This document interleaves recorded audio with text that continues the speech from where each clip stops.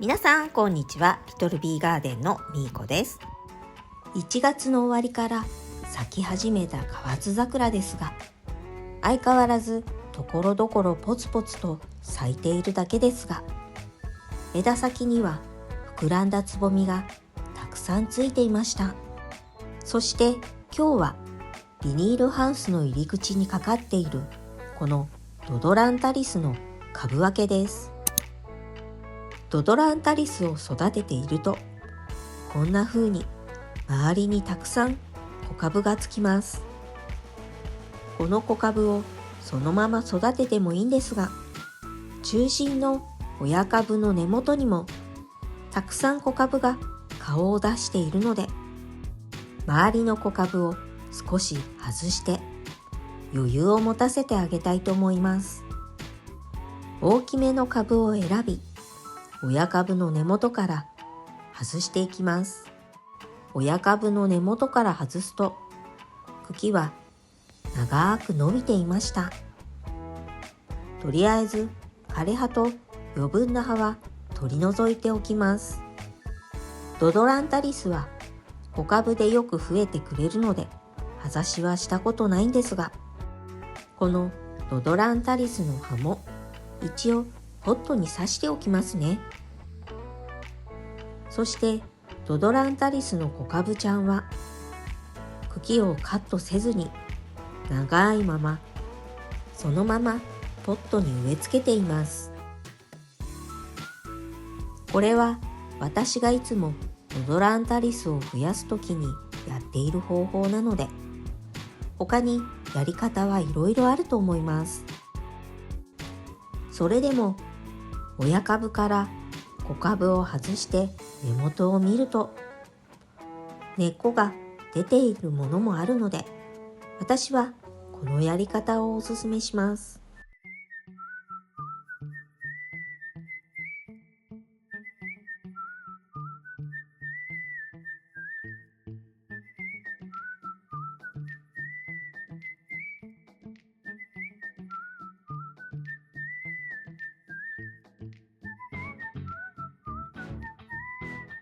この要領で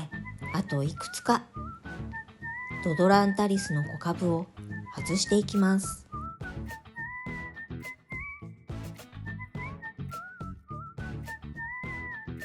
このドドランタリスの小株にも根っこが出ていました。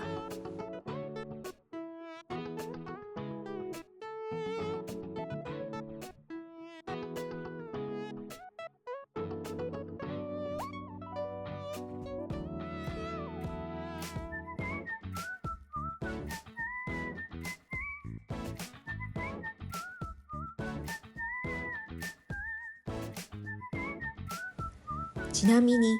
このドドランタリスは春になると親株の中心から花芽が長く伸びて黄色い花を咲かせます。そしてこの花が咲いてしまった親株は枯れてしまうことが多いので、残った小株はなるべく早くこうして株分けしてあげるといいです。ドドランタリスの植え替えを少し休憩して、この春増やしておきたい多肉を見ていきましょう。まずはこのパープルヘイズです。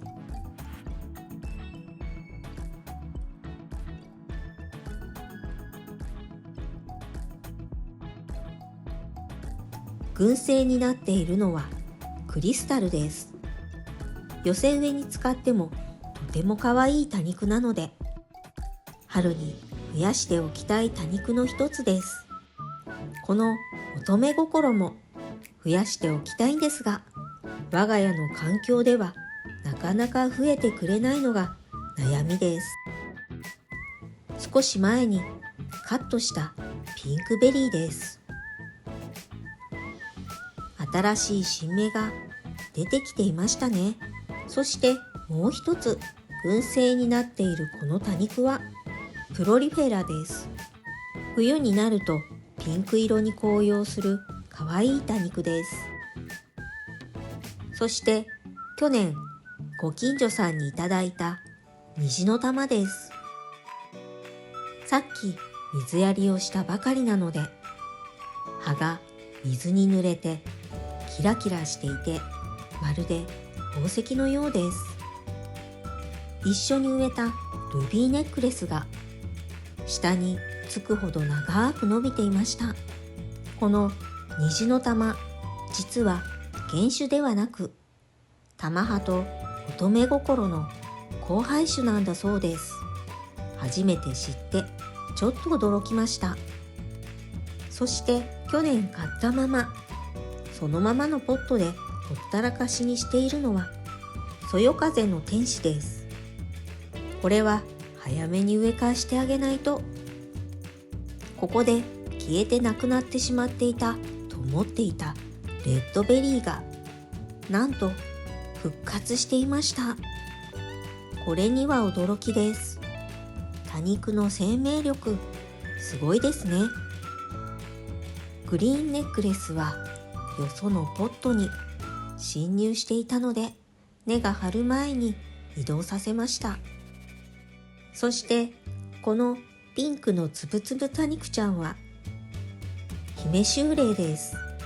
その隣は一昨年いただいた虹の玉です。真っ赤に紅葉していますが、心なしか元気がありません。この火祭りも可愛くなったでしょう。去年の9月に今すぐ絶対にやってのこのサムネイルの動画を見て、9月に火祭りをカットしたリスナーさんも、この火祭り同様にきっとこんな風に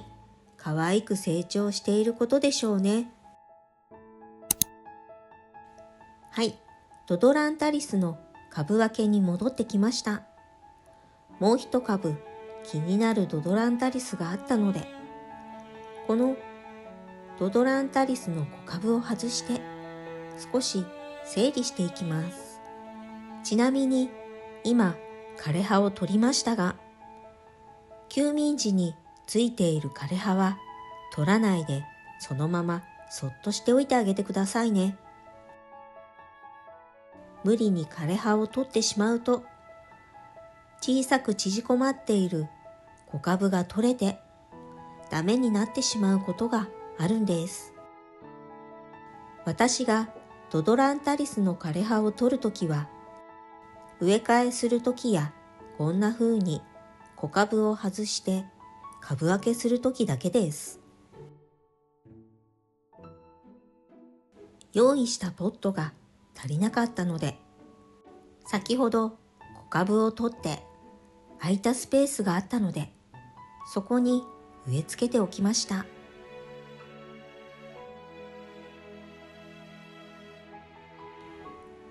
枯葉や小株を取って根元がスカスカになっているドドランタリスは、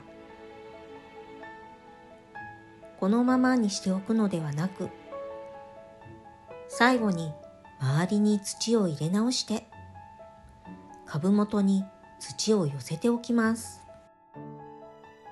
他の多肉にも言えることですが、株元に土を寄せておくだけでその後の成長がいいように思います。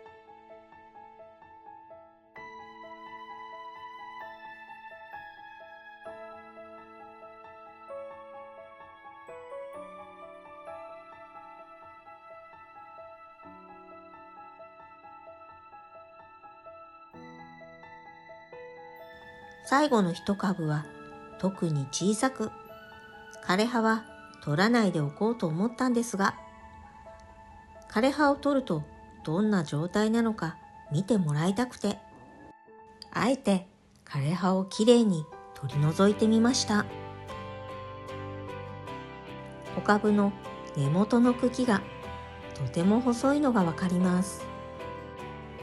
夏の休眠している時のドドランタリスの枯葉が気になる方は、無理に葉を取ってバラバラになってしまわないように気をつけて枯葉は取ってくださいね。はい、ということで今日の動画はドドランタリスの小株を外して増やす作業をしていきました。いかがだったでしょうか。今週からはまた気温も少し上がりそうなので、多肉の成長スイッチもそろそろ入る頃ですね。皆さんもかわいい多肉ちゃんをたくさん増やして寄せ植え楽しんでくださいね。私も今回増やした多肉たちを使ってまた寄せ植えを作る予定です。この動画が良かったなって思っていただけたら高評価とチャンネル登録をよろしくお願いします。今日も最後までご視聴ありがとうございました。それでは次の動画でお会いしましょう。またねー。